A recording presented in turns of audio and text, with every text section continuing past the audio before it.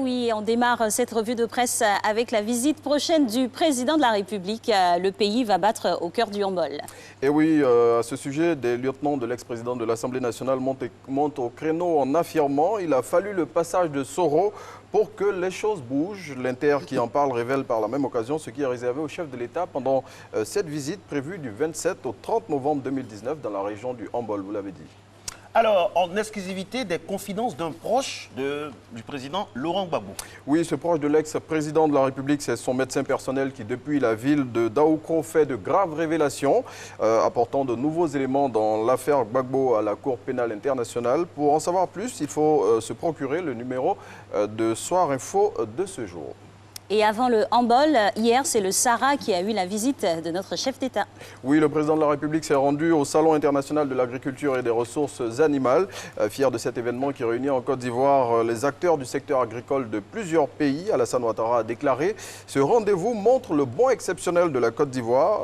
Et pour retrouver le compte-rendu complet de la visite du numéro 1 ivoirien au Sahara, il faut se procurer Fraternité Matin.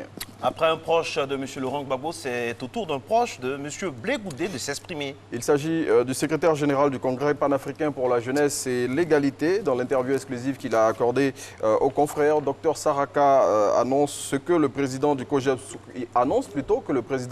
souhaite rencontrer Alassane Ouattara. Le secrétaire général du COJEP a profité de cette tribune pour donner le point de vue de sa formation politique sur Soro, Bédié et Gbagbo. Plus de détails dans le quotidien Le Sursaut. On passe maintenant à l'expression. Le confrère qui titre à sa une « Crime et coup bas de Soro dans la rébellion ». Un ex-rebelle balance tout et tout. Cet ancien membre des Forces Nouvelles fait de nombreuses révélations sur plusieurs sujets tels que les assassinats de Ibrahim Koulibaly dit Ibé, Kass ou encore Do Félix.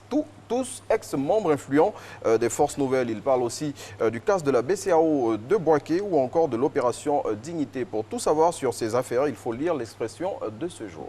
Le quotidien Le Matin n'est pas un reste dans ce florilège, dans ce dédale d'infos matinales. Eh bien, attaque contre le RHDP, propos xénophobes présidentiel de 2020.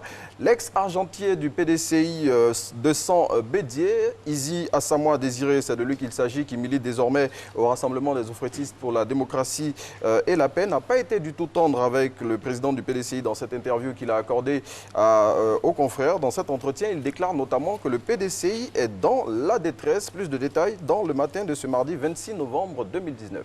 Et pour terminer, on s'intéressera maintenant à l'éléphant déchaîné. Oui, le journal satirique qui barre à sa une, Air Côte d'Ivoire, des turbulences à la suite d'une lettre anonyme. Cette note anonyme dont le confrère a reçu une copie décrit les conditions de travail difficiles du personnel navigant. Pour tout savoir sur la teneur de ce papier, il faut se procurer l'éléphant déchaîné de cette semaine.